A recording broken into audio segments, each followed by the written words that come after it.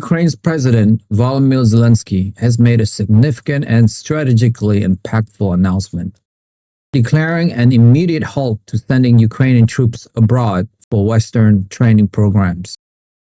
This decision marks a profound shift in Ukraine's military strategy, signaling a re-evaluation of how its forces acquire critical combat skills and experience. Zelensky's rationale is unequivocal. He asserts that the intense ongoing frontline combat against Russia within Ukraine now provides more relevant and invaluable experience than any instruction offered in Western training facilities. This declaration comes on the heels of a series of difficult military setbacks, including notable territorial losses in the Zaporizhzhia and Donetsk regions. These losses directly led to the dismissal of several senior military commanders, prompting a candid acknowledgement from Ukrainian officials that even brigades that had undergone extensive foreign training suffered significant setbacks despite receiving elite instruction. The implication is clear. The realities of modern warfare in Ukraine necessitate a more direct and immediate learning environment than can be replicated in foreign-based programs. President Zelensky further articulated that modern warfare has undergone a substantial technological evolution, and crucially, this shift has moved decisively in Ukraine's favor, particularly in the domains of drone warfare. This assertion highlights a perceived advantage Ukraine believes it has cultivated through its innovative and adaptive use of unmanned aerial vehicles in reconnaissance, targeting, and direct combat roles. To underscore this new strategic direction, Zelensky has extended an open invitation to international military officers, urging them to come to Ukraine to observe and learn directly from the battlefield. This unprecedented invitation positions Ukraine not merely as a recipient of military aid and training, but as a living laboratory for modern combat, where real-time, high-intensity conflict is generating unique insights and tactical innovations. The move suggests a growing confidence within Kyiv that its forces are developing unparalleled expertise in certain aspects of contemporary warfare, making its frontline the most relevant training ground available. The decision to halt Western training programs is a critical inflection point, reflecting a sober assessment of their effectiveness in preparing Ukrainian soldiers for the unique demands of the conflict with Russia. While Western training has undeniably provided Ukrainian forces with crucial skills in areas such as combined armed operations, logistics, and the use of sophisticated NATO standard equipment, the direct experience of trench warfare, drone-led reconnaissance, and persistent artillery duels appears to be deemed more valuable by the Ukrainian High Command. The reported setbacks of foreign-trained brigades in Zaporizhzhia and Donetsk likely serve as a stark realization that theoretical knowledge and exercises, however elite, cannot fully replicate the psychological and tactical pressures of actual combat against a well-equipped and determined adversary. This suggests a perceived disconnect between the methodologies of Western training and the specific requirements of the current war, leading to a strategic recalibration by Kyiv. The dismissal of senior military commanders following territorial losses underscores the gravity of the situation and the immediate need for effective leadership capable of adapting to the evolving battlefield. Such leadership changes are often a direct consequence of perceived failure in strategy or execution, and in this context, they highlight a willingness within the Ukrainian military hierarchy to critically assess performance and make difficult decisions. The acknowledgement that foreign-trained brigades experience setbacks despite their elite instruction points to a deeper systematic issues.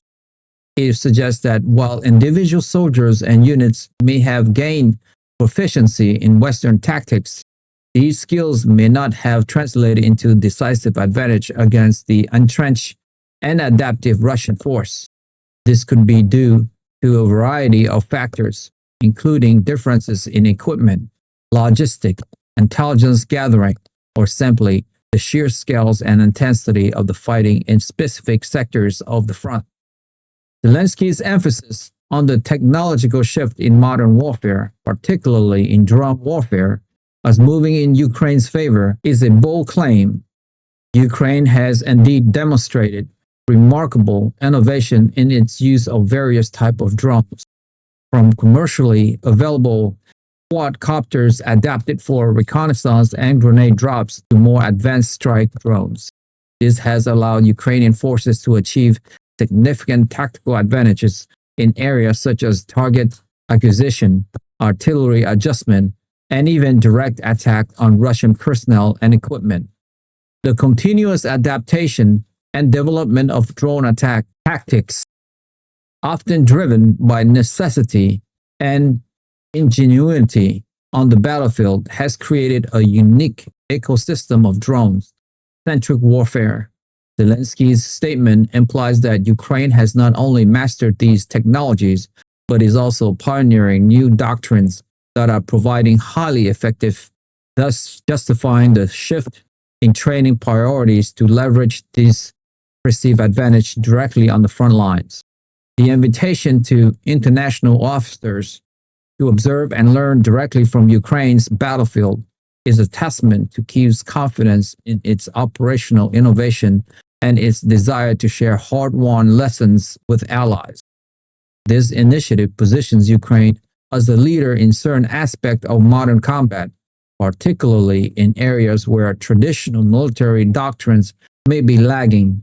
For international observers, gaining first-hand experience of trench warfare, extensive drone operations, cyber warfare integration, and adaptive small unit tactics in a high-intensity conflict environment would be invaluable.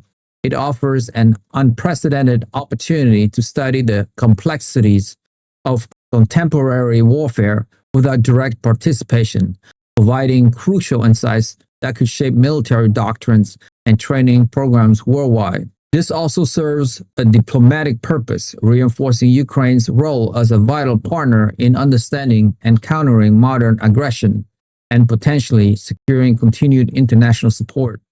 The decision to cease sending troops abroad for training is not without its risk.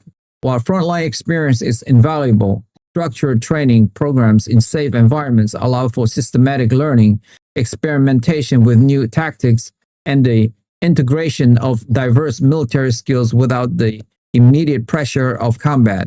These programs often provide access to advanced simulation technologies and specialized instructors that may not be available on the front line. Halting these programs could, in some areas, lead to gaps in training, particularly for complex equipment or joint operations that require extensive practice away from direct fire. The challenge for Ukraine will be to ensure that the frontline experience is effectively codified, disseminated, and integrated into a comprehensive training regimen that can continually produce highly skilled and adaptable soldiers without sacrificing foundational military principles that Western training often emphasizes. The territorial losses in Zaporizhzhia and Donetsk are crucial to understanding this strategic shift. These regions have been focal points of intense fighting, and any setback there would have significant strategic and political implication. The fact that even foreign-trained brigades struggle in these areas suggests that the particular challenges of the Ukrainian front, dense minefield, heavily fortified positions, persistent artillery fire, and pervasive drone surveillance, require a level of specific experience and adaptability that classrooms or exercise-based training alone cannot provide. This candid acknowledgement highlights a pragmatic approach by the Ukrainian leadership to confront uncomfortable truth and adjust its strategy accordingly, prioritizing real-world combat learning over more theoretical preparation. The perceived shift in technology in Ukraine's favor due to drone warfare could have profound implications for future military doctrine. If Ukraine has indeed developed methods to effectively counter traditional Russian military advantage, particularly in areas like armored thrust or artillery dominance, through the innovative application of drone technology, this represents a significant military breakthrough. This could include advancement in swarm tactics, AI-assisted drone operation, electronic warfare countermeasure, and the integration of drones into broader intelligence surveillance and reconnaissance ISR networks. Such developments, if substantiated, would not only alter the balance of power in the current conflict, but also provide a blueprint for other nations seeking to modernize their armed force and address similar threats. The invitation to international officers also serves as a strategic messaging tool. It projects an image of confidence and competence, positioning Ukraine as a cutting-edge military innovator rather than merely a battle-hardened survivor. This can bolster international support, demonstrating that aid is not just sustaining a defense, but actively contributing to the development of new military capabilities and doctrines that could benefit all allies. By offering its battlefield as a learning ground, Ukraine is effectively inviting the world to witness and participate in the evolution of modern warfare, further solidifying its role as a crucial partner in the broader geopolitical struggle against aggression. This also ensures a continued flow of observers who can then report back to their respective government, ensuring continued support for Ukraine. The decision also reflects a potential resource optimization strategy. Sending troops abroad for training incurs significant logistical costs, including transportation, accommodation, and the diversion of personnel from the front lines. By centralizing training within Ukraine, albeit on active battlefield, resources can be conserved and potentially reallocated to other critical areas, such as equipment maintenance, medical support, or direct combat operation. Furthermore, keeping troops within the country ensures that they remain available for deployment if sudden exigencies arise, providing greater flexibility to the High Command in managing manpower.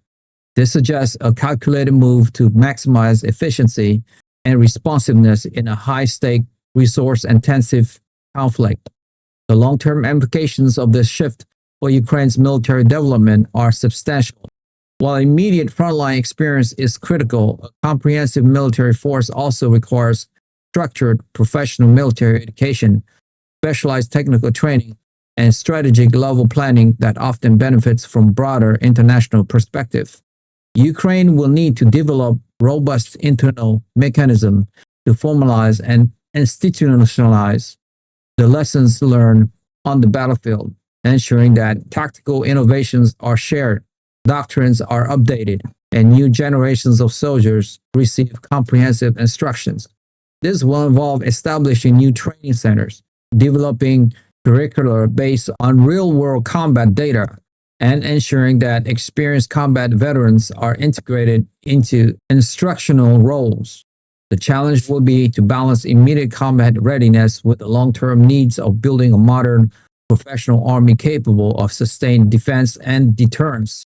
The modern warfare has shifted technologically in Ukraine's favor claim, while optimistic highlights Ukraine's focus on asymmetric advantages, recognizing that matching Russia in sheer numbers of traditional heavy armor or aircraft might be unsustainable. Ukraine has heavily invested in areas where it can innovate faster and more flexibly. Drone warfare, electronic warfare, and precision targeting using readily available commercial technologies are prime examples. This strategic pivot suggests that Ukraine is not just fighting a defensive war, but is actively seeking to redefine the parameters of the conflict, leveraging technological ingenuity to compensate for conventional disparities. This approach is likely to draw considerable interest from military strategists globally, as it offers a potential model for smaller nations facing larger, more conventional, powerful adversaries. The candid acknowledgement of foreign trained brigades suffering setback is a critical component of Zelensky's message. It implies a high degree of transparency and a willingness to confront uncomfortable truth within the Ukrainian military leadership. Rather than downplaying or ignoring these difficulties, the decision to publicly address them serves to justify the strategic shift and build confidence in the new approach. This honesty can also resonate with international partners, demonstrating that Ukraine is pragmatic and adaptive, capable of learning from its challenge and adjusting its strategies to maximize effectiveness. This open admission contrasts sharply with traditional military cultures that might seek to hide such setback, further underscoring Ukraine's unique wartime posture. The invitation to international officers is a reciprocal gesture, transforming Ukraine into an active contributor to global military knowledge rather than solely a recipient of aid. This enhances Ukraine's standing as a military power and foster deeper relationship with ally nations. By providing a live-fire laboratory, Ukraine offers a unique educational opportunity that conventional military academies and exercise cannot replicate. This combat tourism for military professionals could lead to closer intelligence sharing, joint doctrine development, and a more integrated understanding of the evolving threats in the modern geopolitical landscape. The long-term benefits of such knowledge exchange could extend far beyond the current conflict, shaping future defense policies and military collaborations worldwide. The context of President Donald Trump's administration with its declared cabinet members is also relevant. Decisions like halting Western training and inviting international observers would likely be scrutinized through the lens of U.S. foreign policy. Secretary of Defense Peter Hegseth and Director of National Intelligence Tulsi Gabbard would be key figures in evaluating the implications of such a move, both for continued U.S. military aid and for intelligence cooperation. The Trump administration's America First approach could lead to a re-evaluation of U.S. involvement in external training programs, potentially aligning with Ukraine's new emphasis on internal frontline-based learning. The implications for the U.S., particularly regarding the use of its military equipment and the training of partner forces, would be a significant consideration for the U.S. cabinet. The shift further signals Ukraine's determination to be self-reliant in its military development, adapting quickly to battlefield realities rather than strictly adhering to foreign doctrine.